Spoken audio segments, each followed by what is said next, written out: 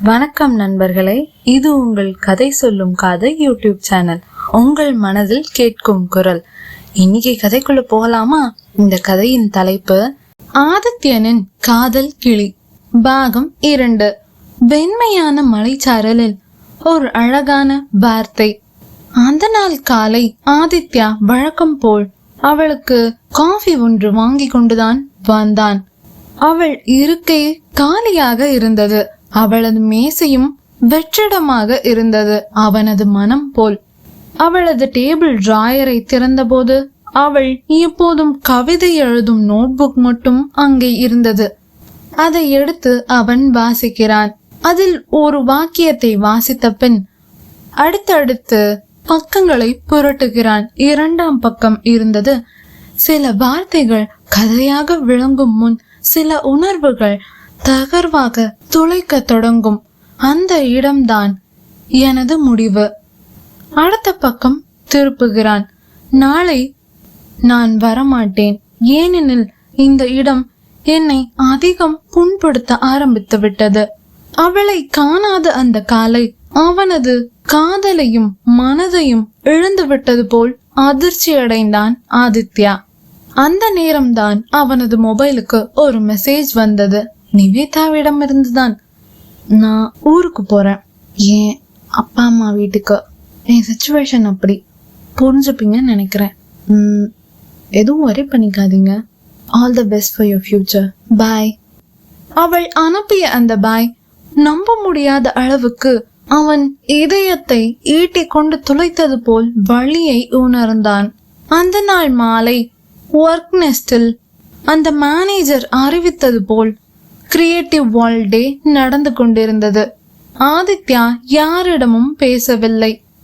ஒரு வெற்று A4 ஷீட்டை எடுத்து அவள் எழுதிய கதைக்கு அவன் வைத்த தலைப்பு போல் அதற்கு ஏற்றாற் போல் ஒரு ஓவியத்தை அவன் நினைவில் அவளை வைத்து கொண்டு வரைந்து அந்த போர்டில் அதை பின் செய்துவிட்டு வெளியேறினான் அந்த ஆபீஸை விட்டு. காலை முதல் சென்னையை வறுத்தெடுத்த அந்த ஆதித்யனின் கதிரொளிகள் மறைந்து வானத்தில் இருள் சூழ்ந்து சாரல் மழை தொடங்கி நன்றாக மழை கொட்டி தீர்த்தது. திடீரென வானிலை மாற்றம். அவன் மனது போல் இருட்டியிருந்த அந்த வான் அவனின் வலி நிறைந்த மனதை சற்று ஆற்றியது போல் இருந்தது. பிறகு ஒரு அழகான மழை துளி. வண்டிகள் இல்லாத சாலையில் நின்று அவளுடைய மெசேஜை 3ஆம் முறையாக படித்தபோது அவன் பின்னாடியிலிருந்து ஒரு சத்தம், ஆதித்யா. அவன் திரும்பி பார்த்தான். அவன் கண்களை அவனாலேயே நம்ப முடியவில்லை. அவன் கண்கள் அவளது கண்கள் போல் விரிந்திருந்தன. ஆம், அவளுக்கு முட்டை கண்கள் தான்.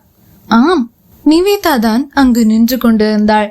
மழையில் நனைந்து குளிரில் நடுங்கிய கிளி போல் நின்றிருந்தாள். அவள் கையில் ஒரு காக்கி கவர் இருந்தது. அவனை அழைத்து ஆதித்யா திரும்பியவுடன் அவன் அருகே வந்து அவள் கையில் வைத்திருந்த கவரை அவன் கையில் திணித்தாள். இது உங்களுக்காக எழுதப்பட்ட ஒரு புத்தகம். நீங்க சொன்ன பெயர் தான் வச்சிருக்கேன், கிளிக்கரம்னு. உங்களாலதான், உங்க மோட்டிவேஷனாலதான் என்னால இதை எழுத முடிஞ்சது. தேங்க்யூ. மழை நீரால் நனைந்து இருந்தாலும் அவனது கண்கள் கண்ணீரால் நிறைந்திருந்தது. நீ உன் கவிதை நோட்புக் போல என்னையும் தூக்கி எறிஞ்சிட்டு போயிட்டேன்னு நான் ரொம்ப உடைஞ்சு போயிருந்தேன். நீ போயிருந்தா நானும் உன் கவிதைகள் போல் நீ விட்டு போன உன் கவிதை நோட்புக் மாதிரி ஒரு ஓரமா கடைசியில குப்பையில கிடந்திருப்பேன். அவள் மெதுவாக சொல்கிறாள். அதனாலதான் திரும்பி வந்தேன். முடிந்த கதையாக இல்ல, நாம எழுத தொடங்கிய கவிதையா நான் வந்திருக்கேன். அது நம்ம கையில தான் இருக்கு என்று அவள் தந்திருந்த புத்தகத்தை கண்களால் பார்த்து அவன் கண்களை பார்த்து கூறினாள். அந்த மழையில் சாலையின் நடுவில் ஒரு கிளிக்கரம்.